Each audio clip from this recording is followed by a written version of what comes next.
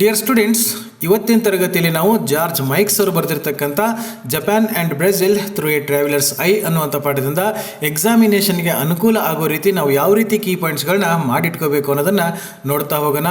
ಇವಿಷ್ಟು ಕೀ ಪಾಯಿಂಟ್ಸ್ಗಳನ್ನ ತಾವು ಲಾಸ್ಟ್ ಮೂಮೆಂಟಲ್ಲಿ ನೋಡ್ಕೊಂಡು ಹೋದರೂ ಕೂಡ ಈ ಪಾಠದಿಂದ 2 ಮಾರ್ಕ್ಸ್ 3 ಮಾರ್ಕ್ಸ್ ಮತ್ತು 4 ಮಾರ್ಕ್ಸ್ ಕ್ವಶನ್ಸ್ಗಳನ್ನ ಯಾವುದೇ ರೀತಿಯ ಕೇಳಿದರೂ ಕೂಡ ಆನ್ಸರ್ ಮಾಡೋದಕ್ಕೆ ತುಂಬ ಈಸಿ ಆಗೋ ರೀತಿ ಕೀ ಪಾಯಿಂಟ್ಸ್ಗಳನ್ನ ಯಾವ ರೀತಿಯಾಗಿ ಮಾಡ್ಕೋಬೇಕು ಅನ್ನೋದನ್ನು ಇವಾಗ ನೋಡೋಣ. ಜಾರ್ಜ್ ಮೈಕ್ಸ್ ಅವರು ಈ ಪಾಠದಲ್ಲಿ ಮುಖ್ಯವಾಗಿ 2 ದೇಶಗಳ ಬಗ್ಗೆ ಹೇಳ್ತಾ ಹೋಗ್ತಾರೆ. ಮೊದಲನೇದು ಜಪಾನ್ ಬಗ್ಗೆ ಹೇಳಬೇಕಾದ್ರೆ ಅವರು ಮುಖ್ಯವಾಗಿ 3 ವಿಷಯಗಳ ಬಗ್ಗೆ ಹೇಳ್ತಾ ಹೋಗ್ತಾರೆ. ಎಕ್ಸಾಮಿನೇಷನ್ ಏನಾದರೂ ಕ್ವಶನ್ ಕೇಳಿದ್ರೆ ಈ 3 ವಿಷಯಗಳಿಗೆ ಸಂಬಂಧಪಟ್ಟಂಗೆ ಕ್ವಶನನ್ನು ಕೇಳಬೇಕು. ಹಾಗಾದರೆ ವಿಷಯಗಳು ಯಾವುದು ಅಂದರೆ ಮೊದಲನೇದು ಕರ್ಟಸಿ ಅಂದರೆ ಸೌಜನ್ಯತೆ ಅಂತ ಅಂದ್ಕೊಳ್ಳಿ, ಇದ್ರ ಬಗ್ಗೆ ಹೇಳ್ತಾ ಹೋಗ್ತಾರೆ. ನೆಕ್ಸ್ಟ್ ಬೋಯಿಂಗ್, ಈ ಜಪಾನ್ ದೇಶದಲ್ಲಿ ಒಬ್ಬರೊಬ್ಬರು ನೋಡಿದ ತಕ್ಷಣ ತಲೆ ಬಾಗ್ತಾರಲ್ಲ ಆ ಬೋಯಿಂಗ್ ಬಗ್ಗೆ ಹೇಳ್ತಾರೆ. ಆಮೇಲೆ ಲಾಸ್ಟಾಗಿ ಈಟಿಂಗ್ ಸೂಪ್ ಬಗ್ಗೆ ಅವರು ಹೇಳ್ತಾ ಹೋಗ್ತಾರೆ, ಈ ಸೂಪನ್ನು ಹೇಗೆ ಕುಡಿಬೇಕಲ್ಲಿ ಅಂತ. ಹಾಗಾದರೆ ಒಂದೊಂದಕ್ಕೆ ಸಂಬಂಧಪಟ್ಟಂಗೂ ನಾವು ಯಾವ ರೀತಿ ಕೀ ಪಾಯಿಂಟ್ಸನ್ನು ಮಾಡಿಟ್ಕೋಬೇಕು ನೋಡಿ. ಮೊದಲನೇ ಪಾಯಿಂಟ್ ಕರ್ಟಸಿ ಆ್ಯಂಡ್ ಪ್ರೈವಸಿ ಅಂತಲೂ ಕೊಟ್ಟಿದ್ದೀನಿ. ಕರ್ಟಸಿ ಅಂತಂದರೆ ಸೌಜನ್ಯತೆ, ಅಲ್ಲಿ ಜನಗಳ ಕರ್ಟಸಿ ಹೇಗಿರ್ತದೆ ಅಂತ ಕೇಳ್ತಾರೆ. ಇದಕ್ಕೆ ಸಂಬಂಧಪಟ್ಟಂಗೆ ಪಾಯಿಂಟ್ಸ್ಗಳು ಯಾವುದನ್ನು ನೆನ್ಪಿಟ್ಕೋಬೇಕು ನೋಡಿ. Though Japan is a thickly populated country, every person respects each other's privacy. ಈ ಜಪಾನ್ ದೇಶ ಅನ್ನೋದು ಓವರ್ ಪಾಪ್ಯುಲೇಟೆಡ್, ಥಿಕ್ಲಿ ಪಾಪ್ಯುಲೇಟೆಡ್ ಅಂತ ಕರಿತೀವಿ. ತುಂಬ ಚಿಕ್ಕದಾಗಿರ್ತಕ್ಕಂಥ ಐಲ್ಯಾಂಡ್ ಆದರೂ ಕೂಡ ಅಲ್ಲಿ ಜನಸಂಖ್ಯೆ ಜಾಸ್ತಿ ಆಗಿರೋದ್ರಿಂದ ಅಲ್ಲಿ ಪ್ರೈವಸಿಗೆ ಅನುಕೂಲ ತುಂಬ ಕಡಿಮೆ ಇರ್ತದೆ. ಆದರೂ ಕೂಡ ಜನ ಒಬ್ಬರು ಮತ್ತೊಬ್ಬರ ಪ್ರೈವಸಿಗಲ್ಲಿ ಬೆಲೆ ಕೊಡ್ತಾರೆ, ರೆಸ್ಪೆಕ್ಟ್ ಕೊಡ್ತಾರೆ ಅನ್ನೋದನ್ನು ಹೇಳ್ತಾರೆ. The courtesy serves A double function in Japan ದೇಶದಲ್ಲಿ ಈ ಕರ್ಟಸಿ ಅನ್ನೋದು ಡಬಲ್ ಫಂಕ್ಷನ್ ಮಾಡುತ್ತೆ, 2 ರೀತಿಯ ಕೆಲಸ ಮಾಡುತ್ತೆ ಅಂತ. ಹೇಗೆ? ಒಂದು ಕರ್ಟಸಿಯಾಗಿ, ಒಂದು ಸೌಜನ್ಯತೆಯಾಗಿ ಕೆಲಸ ಮಾಡಿದರೆ ಇನ್ನೊಂದು ಪ್ರೈವೇಸಿಯಾಗಿ ಕೆಲಸ ಮಾಡುತ್ತೆ. ಎಕ್ಸಾಂಪಲ್ ಕೊಡ್ತಾರೆ ನೋಡಿ. The little dead telephones in the street, shops, halls of hotels, anyone can conduct their most confidential business transactions, their intimate love quarrels in public place. ಅಲ್ಲಿ ಟೆಲಿಫೋನ್ ಬೂತ್ಗಳು ಇರ್ತವೆ, ರೆಡ್ ಕಾಯಿನ್ ಬಾಕ್ಸ್ ಅಂತ ಅಂದ್ಕೊಳ್ಳಿ, ಎಲ್ಲ ಕಡೆಯೂ ಇಟ್ಟಿರ್ತಾರೆ. ಸ್ಟ್ರೀಟಲ್ಲಿ ಇರ್ತವೆ, ಶಾಪ್ಗಳಲ್ಲಿ ಇರ್ತವೆ, ಹೋಟೆಲ್ದ ಹಾಲ್ಗಳಲ್ಲೆಲ್ಲ ಇರ್ತವೆ. ಹಾಗಂತ ಹೇಳ್ಬಿಟ್ಟು ಅಲ್ಲಿ ನಮ್ಮ ಕಡೆ ಟೆಲಿಫೋನ್ ಬೂತ್ಗಳು ಇರ್ತವೆ ನೋಡಿ, ಬಾಗಿಲು ಹಾಕ್ಕೊಂಡು ಮಾತಾಡೋದು ಆ ಥರ ಇಲ್ಲ, ಓಪನ್ ಏರಿಯಾದಲ್ಲೇ ಇರ್ತವೆ. ಆ ಓಪನ್ ಏರಿಯಾದಲ್ಲೇ ಜನ ನಿಂತ್ಕೊಂಡ್ಬಿಟ್ಟು ತಮ್ಮ ಕಾನ್ಫಿಡೆನ್ಷಿಯಲ್, ತುಂಬ ಗೌಪ್ಯವಾಗಿರ್ತಕ್ಕಂಥ ತುಂಬ ಪರ್ಸನಲ್ ವಿಚಾರಗಳನ್ನು ಕೂಡ ಅವರು ಮಾತಾಡ್ಕೊಳ್ಬಹುದು. The Japanese never interfere in others' affair. ನೀವು ಓಪನ್ ಆಗಿ ಪಬ್ಲಿಕ್ ಪ್ಲೇಸಲ್ಲಿ ನಿಂತ್ಕೊಂಡು ನಿಮ್ಮ ಗೌಪ್ಯವಾಗಿರ್ತಕ್ಕಂಥ ವಿಷಯಗಳನ್ನ ಮಾತಾಡಿದರೂ ಕೂಡ ಅಲ್ಲಿ ಜನ ಯಾರೂ ಕೂಡ ನಿಮ್ಮ ವಿಷಯದ ಬಗ್ಗೆ ತಲೆ ಕೆಡಿಸ್ಕೊಳ್ಳಲ್ಲ, ತಲೆ ಹಾಕಲ್ಲ, ಯಾರೂ ಕೂಡ ಅಲ್ಲಿ ಕದ್ದು ಕೇಳಲ್ಲ. ಇದು ಒಂದು ಅಲ್ಲಿ ವಿಶೇಷತೆ ಅಂತ ಹೇಳ್ತಾರೆ. ಇದನ್ನು ಕರ್ಟಸಿ ಅಂತ ಕರೀತಾರೆ. ಇದು ಮೊದಲನೇ ಪಾಯಿಂಟ್ಸ್. ಇನ್ನು next point, Boeing mania of the Japanese. ಇಲ್ಲಿ ಬೋಯಿಂಗ್ ಅಂದರೆ ತಮಗೆ ಗೊತ್ತು, ಒಬ್ಬರು ನೋಡಿದ ತಕ್ಷಣ ಒಬ್ಬರು ತಲೆ ಬಾಗೋದು. ಒಂದೊಂದು ದೇಶದಲ್ಲಿ ಒಂದೊಂದು ಥರ ಸಂಪ್ರದಾಯ ಇರ್ತದೆ, ಥ್ಯಾಂಕ್ಸ್ ಕೊಡೋದು, ತಬ್ಕೊಳ್ಳೋದು. ಬಟ್ ಈ ದೇಶದಲ್ಲಿ ಜಪಾನ್ದಲ್ಲಿ ಏನಾಗುತ್ತೆ ಅಂದರೆ ಒಬ್ಬರು ನೋಡಿದ ತಕ್ಷಣ ಒಬ್ಬರು ರೆಸ್ಪೆಕ್ಟ್ ಕೊಡೋದಕ್ಕಾಗಿ ಒಬ್ರಿಗೊಬ್ಬರು ತಲೆ ಬಾಗ್ತಾರೆ. ಇದನ್ನು ಬೋಯಿಂಗ್ ಅಂತ ಕರೀತಾರೆ. ಬೋಯಿಂಗ್ ಮೇನಿಯಾ ಅಂತ ಕರೀತಾ ಇದರಲ್ಲಿ. ಮೇನಿಯಾ ಅಂತಂದರೆ ಒಂಥರ ಹುಚ್ಚುತನ. ಆ ಜಾಪನೀಸ್ ಜನಕ್ಕೆ ಎಷ್ಟು ಅಭ್ಯಾಸ ಹೋಗಿರ್ತದೆ ಅಂದರೆ ಒಬ್ರಿಗೊಬ್ರು ಎದುರು ಬಂದರೆ ಸಾಕು ತಲೆ ಬಾಗ್ತಾನೆ ಇರ್ತಾರೆ. ಅದಕ್ಕೆ ಅವರು ಬೋಯಿಂಗ್ ಮೇನಿಯಾ ಅಂತ ಕರೀತಾರೆ. ಇದಕ್ಕೆ ಸಂಬಂಧಪಟ್ಟಂಗೆ ಎಕ್ಸಾಮಿನೇಷನಲ್ಲಿ ಜಾಸ್ತಿ ಪ್ರಶ್ನೆಗಳನ್ನ ಕೇಳ್ತಾ ಇರ್ತಾರೆ. ಹಾಗಾಗಿ ಇಲ್ಲಿ ಯಾವ್ಯಾವ ಕೀ ಪಾಯಿಂಟ್ಸ್ಗಳನ್ನ ತಾವು ನೆನ್ಪಿಟ್ಕೋಬೇಕು ನೋಡಿ. ಇದನ್ನು 3 ಮಾರ್ಕ್ಸ್ಗೂ ಕೇಳ್ಬೋದು ಅಥವಾ 4 ಮಾರ್ಕ್ಸ್ಗೂ ಕೂಡ ಕೇಳ್ತಕ್ಕಂಥ ಚಾನ್ಸಸ್ ಇರ್ತದೆ. Boeing has become a mania to Japanese. ಈ ಜಪಾನ್ ದೇಶದಲ್ಲಿರ್ತಕ್ಕಂಥ ಜನಗಳಿಗೆ ಈ ಬೋಯಿಂಗ್ ಅಂತಕ್ಕಂಥದ್ದು ಒಂದು ಮೇನಿಯಾ ಹೋಗಿಬಿಟ್ಟದೆ, ಒಂದು ಹುಚ್ಚಾಗಿಬಿಟ್ಟದೆ. ಎಲ್ಲಿ ನೋಡಿದರೂ ಕೂಡ ಒಬ್ರಿಗೊಬ್ರು ತಲೆ ಬಾಗ್ತಾನೆ ಇರ್ತಾರೆ. Bowing is quainter, more formal and more oriental and also ಇನ್ಫೆಕ್ಚುಯಸ್.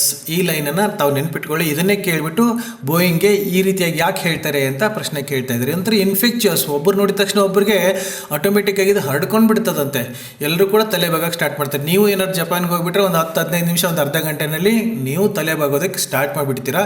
ಯಾಕೆ ಅಂತ ಮುಂದೆ ಹೇಳ್ತಾರೆ ನೋಡಿ. The Japanese follow a complicated hierarchy in Boeing.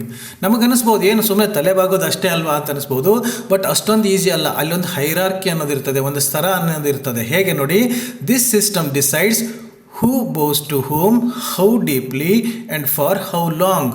ಅಲ್ಲಿ ಸುಮ್ಮನೆ ತಲೆ ಬಾಗೋದಂದರೆ ಎಲ್ಲರೂ ತಲೆ ಬಾಗ್ಬಿಡ್ತೀವಂತಲ್ಲ, ಅಲ್ಲಿ ಯಾರು ಯಾರಿಗೆ ತಲೆ ಬಾಗಬೇಕು, ಹೌ ಡೀಪ್ಲಿ ಎಷ್ಟು ಡೀಪಾಗಿ ನಾವು ತಲೆ ಬಾಗಬೇಕು, ಆ್ಯಂಡ್ ಫಾರ್ ಹೌ ಲಾಂಗ್ ಎಷ್ಟೊತ್ತು ನಾವು ತಲೆ ಬಾಗಬೇಕು ಅನ್ನೋದು ಕೂಡ ಅಲ್ಲಿ ರೂಲ್ಸ್ ಇರ್ತದೆ. ಅದು ನಮಗೆ ಗೊತ್ತಿರಲ್ಲ, ಬಟ್ ಅವ್ರಿಗೆ ಈಸಿಯಾಗಿ ಅದನ್ನು ಮ್ಯಾನೇಜ್ ಮಾಡಿಬಿಡ್ತಾರೆ. They reflect in their bowing even the smallest difference in rank, standing, age and social position in a split up second. ಹೀಗೆ ತಲೆಬಾಗಿ ಅವರು ನೆಟ್ಗೆ ನಿಂತ್ಕೊಳ್ಳೋದ್ರೊಳಗೆ ನಮಗೆ ಗೊತ್ತಾಗ್ಬಿಡ್ತದೆ ಯಾರು ದೊಡ್ಡವರು ಯಾರು ಚಿಕ್ಕವರು, ಅವರ ರೇಂಜ್ ಏನು, ಅವ್ರ ಏಜ್ ಏನು, ಇದೆಲ್ಲ ಗೊತ್ತಾಗ್ಬಿಡ್ತದೆ. ಯಾಕೆ ಅಂತಂದರೆ ದೊಡ್ಡವ್ರ ಮುಂದೆ ನೀವು ತಲೆಬಾಗಿದಾಗ ಅವ್ರು ನೆಟ್ಗೆ ನಿಂತ್ಕೊಳ್ಳೋರಿಗೆ ನೀವು ನೆಟ್ಗೆ ನಿಂತ್ಕೋಬಾರ್ದು. ಸೊ ಈಗ ಬಗ್ಗಿ ಬಿಟ್ಟು ಹಿಂಗೆ ನೆಟ್ಗೆ ನಿಂತ್ಕೊಳ್ಳೋದ್ರೊಳಗೆ ಗೊತ್ತಾಗ್ಬಿಡ್ತದೆ ಯಾರು ದೊಡ್ಡವರು, ಅವ್ರ ಸೋಷಿಯಲ್ ಪೊಸಿಷನ್ ಏನು, ಇದೆಲ್ಲ ಅವರು ನೋಡ್ಕೊಂಡ್ಬಿಟ್ಟೆ ತಲೆಬಾಗ್ತಾ ಇರ್ತಾರೆ. ಇನ್ನು next, Japanese follow certain basic rules inside the family. ಇದನ್ನು ನೆನ್ಪಿಟ್ಕೊಳ್ಳೋಕ್ಕೆ ತುಂಬ ಈಸಿ. ಇದು 4 ಮಾರ್ಕ್ಸ್ಗೆ ಏನಾದ್ರು ಕೇಳಿದಾಗ ಇದನ್ನು ಬರಿತಾ ಹೋಗ್ಬಿಟ್ರೆ ಆನ್ಸರ್ ದೊಡ್ಡದಾಗುತ್ತೆ. ಮನೆಯಲ್ಲೂ ಕೂಡ ಅವರು ಇದಕ್ಕೆ ಕೆಲವೊಂದು ರೂಲ್ಸ್ಗಳನ್ನ ಫಾಲೋ ಮಾಡ್ತಾರೆ. ಹೇಗೆ ಅಂದರೆ the wife bows to her husband, ಹೆಂಡತಿ ಗಂಡನಿಗೆ ತಲೆಬಾಗ್ತಾಳೆ. The child bows to his father, ಮಗು ತನ್ನ ತಂದೆಗೆ ತಲೆಬಾಗುತ್ತೆ. Younger brothers to elder brothers and sister bows to all brothers of whatever age. ಮನೆಯಲ್ಲೂ ಕೂಡ ಒಬ್ರಿಗೊಬ್ರು ನೋಡ್ತಕ್ಕ ಹಿಂಗೆ ತಲೆಬಾಗೋದು ಅಭ್ಯಾಸ ಇದ್ದೇ ಇರ್ತದೆ ಅಲ್ಲಿ. In Japanese store bowing girls stand at the top of escalators. Japan ದೇಶದಲ್ಲಿ ಈ ಬೋಯಿಂಗ್ ಗರ್ಲ್ಸ್ಗಳನ್ನ ಹೈರ್ ಮಾಡ್ತಾರೆ, ಕೆಲಸಕ್ಕೆ ಇಟ್ಕೊಂಡಿರ್ತಾರೆ ಸಂಬಳ ಕೊಟ್ಟು. ಅವ್ರ ಕೆಲಸ ಏನು ಅಂತಂದರೆ and their only duty is to bow deeply and differentially to all and sundry. ಅವ್ರ ಕೆಲಸ ಏನು ಅಂತಂದರೆ ಆ ಶಾಪಿಂಗ್ ಮಾಲ್ಗಳಿಗೆ ಅಂಗಡಿಗೆ ಬಂದವ್ರಿಗೆ ಬರೋರು ಹೋಗೋರಿಗೆಲ್ಲ ನಿಂತ್ಕೊಂಡು ಸಾಂಪ್ರದಾಯಿಕವಾಗಿ ಅವ್ರಿಗೆ ತಲೆಬಾಗೋದು ಒಂದೇ ಕೆಲಸನೇ. ಅದಕ್ಕೆ ಅಂತಲೇ ಸಂಬಳ ಕೊಟ್ಟಲ್ಲಿ ಅಂಗಡಿಗಳಲ್ಲಿ ಬೋಯಿಂಗ್ ಗರ್ಲ್ಸ್ಗಳನ್ನ ನೇಮಕ ಮಾಡ್ಕೊಂಡಿರ್ತಾರೆ.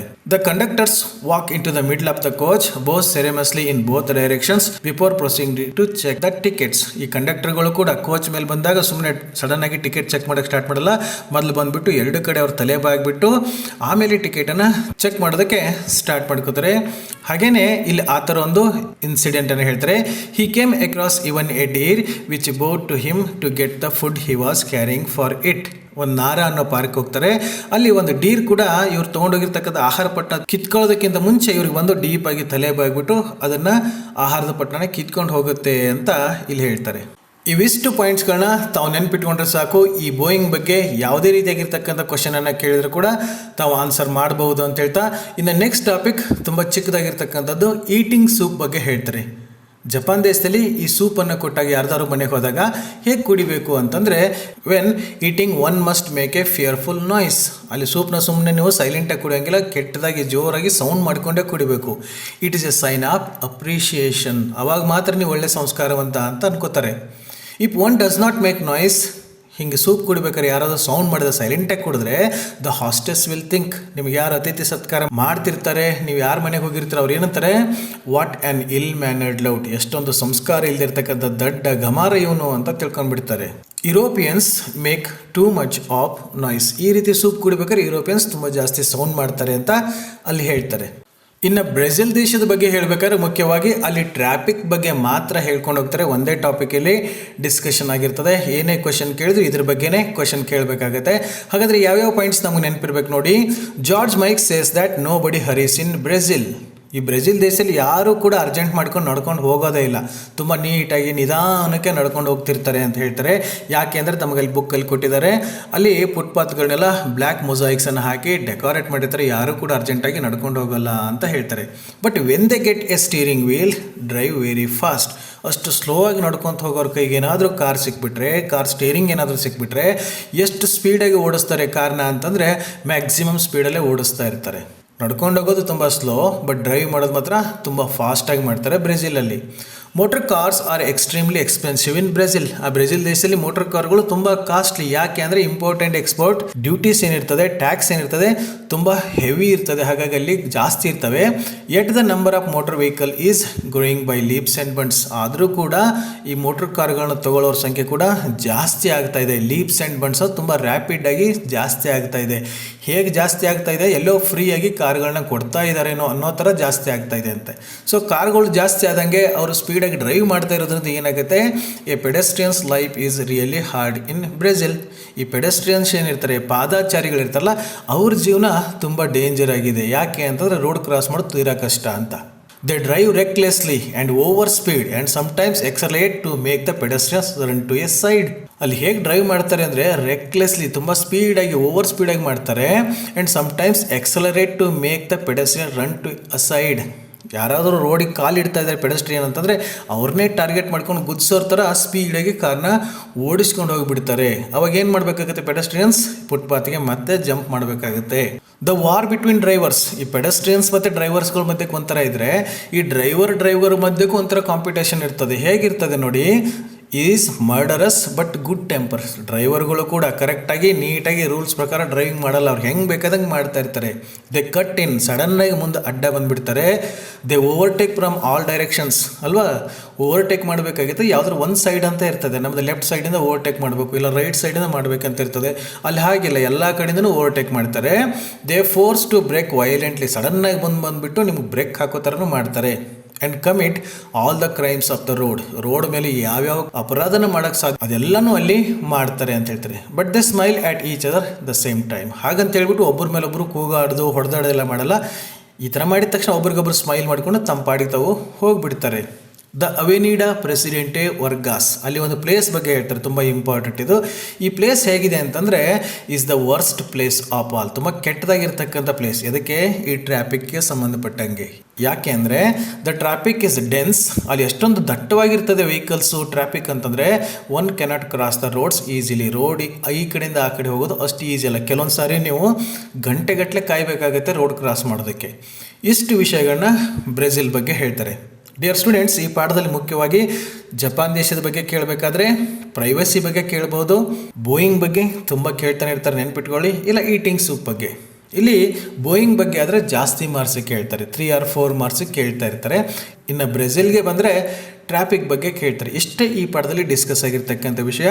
ತಾವು ಇಷ್ಟು ಪಾಯಿಂಟ್ಗಳನ್ನ ನೆನ್ಪಿಟ್ಕೊಂಡು ಓದ್ಕೊಂಡ್ಬಿಟ್ರೆ ಅವ್ರು ಕೇಳ್ತಕ್ಕಂಥ ಕ್ವಶನ್ಗೆ ಈಸಿಯಾಗಿ ಆನ್ಸರ್ ಮಾಡ್ಬೋದು. ಈ ಪಾಠಕ್ಕೆ ಸಂಬಂಧಪಟ್ಟಿರ್ತಕ್ಕಂಥ ಮಲ್ಟಿಪಲ್ ಚಾಯ್ಸ್ ಇರ್ಬೋದು, 2 ಮಾರ್ಕ್ಸ್, 3 ಮಾರ್ಕ್ಸ್, 4 ಮಾರ್ಕ್ಸ್ ಕ್ವಶನ್ಗೆ ಎಲ್ಲದಕ್ಕೂ ಸಂಬಂಧಪಟ್ಟಿರ್ತಕ್ಕಂಥ ಕ್ಲಾಸನ್ನು ಮಾಡಿ ಅಪ್ಲೋಡ್ ಮಾಡಿದ್ದೀನಿ. ತಾವು ಅದನ್ನು ಯೂಸ್ ಮಾಡಿಕೊಂಡು ಈ ಪಾಯಿಂಟ್ಸ್ಗಳನ್ನ ಬರೆದಿಟ್ಕೊಂಡು ಎಕ್ಸಾಮ್ ಹತ್ತಿರ ಬಂದಾಗ ಓದೋದಕ್ಕೆ ಯೂಸ್ ಮಾಡಿಕೊಳ್ಳಿ ಅಂತ ಹೇಳ್ತಾ ಇವತ್ತಿನ ಕ್ಲಾಸ್ ಇಲ್ಲೇ ಮುಗಿಸೋಣ. ಇನ್ನು ನೆಕ್ಸ್ಟ್ ಕ್ಲಾಸಲ್ಲಿ ಮುಂದಿನ ಟಾಪಿಕ್ ಜೊತೆಗೆ ಮತ್ತೆ ಸಿಗೋಣ. So till then, take care.